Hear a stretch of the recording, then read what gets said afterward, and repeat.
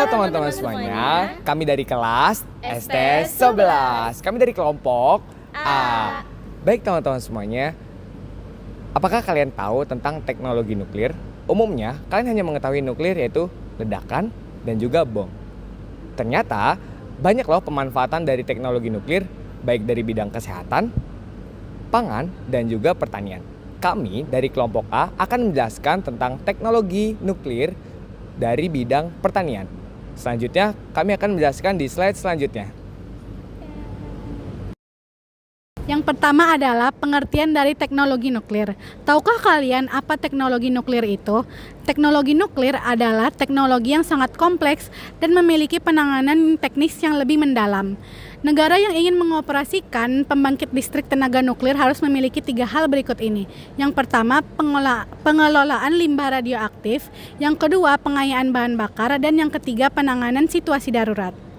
Yang selanjutnya adalah radiasi nuklir untuk pertanian. Radiasi nuklir merupakan aplikasi positif dalam bidang pertanian.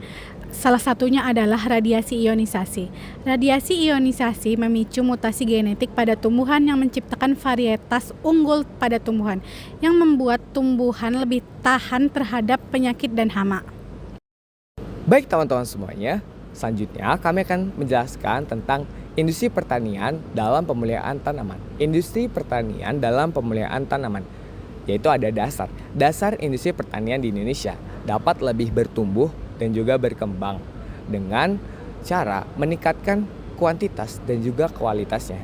Selanjutnya ada standar industri pertanian di Indonesia. Standar industri pertanian di Indonesia. Secara agraris, Indonesia memiliki lahan yang sangat luas dan juga subur. Tentunya oleh karena itu, Indonesia memiliki potensi yang sangat besar untuk produk pertanian dapat lebih ditingkatkan lagi dengan menggunakan bibit unggul tanaman. Selanjutnya ada premium industri pertanian. Premium industri pertanian yaitu adalah upaya yang dilakukan untuk memperbaiki varietas tanaman melalui pemuliaan tanaman guna menghasilkan tanaman yang lebih unggul dan juga bibit yang lebih baik. Itu adalah penjelasan dari kami tentang industri pertanian dalam pemeliharaan tanaman. Selanjutnya, kami akan menjelaskan tentang pemanfaatan teknologi nuklir dalam bidang pertanian. Kami akan menjelaskan yang pertama tentang mutasi, yang kedua tentang pemulihaan tanaman, yang ketiga tentang penanganan pasca panen, dan yang terakhir yaitu yang keempat ada tentang penanganan hama pengganggu tanaman. Yang pertama yaitu mutasi, yaitu untuk menemukan varietas unggul. Perubahan gen yang dapat menyebabkan perubahan sifat makhluk hidup dan diwariskan, yaitu disebut juga dengan mutasi. Sinar radioaktif yang biasanya digunakan untuk mutasi adalah sinar gamma yang dipancarkan oleh radioaktif, yaitu namanya cobalt 6. Contohnya yaitu pada tanaman, yaitu pada padi automita atau kedelai muria. Yang kedua yaitu pemuliaan tanaman menggunakan teknik mutasi radiasi. Prosesnya adalah induk benih yang akan dimutasi disinari oleh radiasi sinar gamma yang menembus lapisan kromosom. Teknik mutasi radiasi ini juga aman untuk dikonsumsi karena sudah melalui beberapa tahap pengujian, pemurnian, dan juga tidak mengandung residu bahan kimia. Terus yang ketiga ada teknik penanganan pasca panen menggunakan iridasi sinar gamma yang mampu membebaskan mikroorganisme patogen sehingga manfaatnya dapat memperpanjang masa simpan bahan baku. Kemudian dapat mampu mendorong kegiatan ekspor pertanian dengan meningkatkan kualitas produk dan memperbaiki infrastruktur. Yang keempat ada pengendalian hama pengganggu menggunakan 3 cara. Yang pertama, teknik serangga mandul untuk mengurangi serangga tertentu. Yang kedua, hasil ternak meradiasi serangga jantan dengan iridasi sinar gamma dan memandulkannya. Apabila serangga jantan turun ke lahan dan mereka kawin, mereka tidak mendapatkan keturunannya.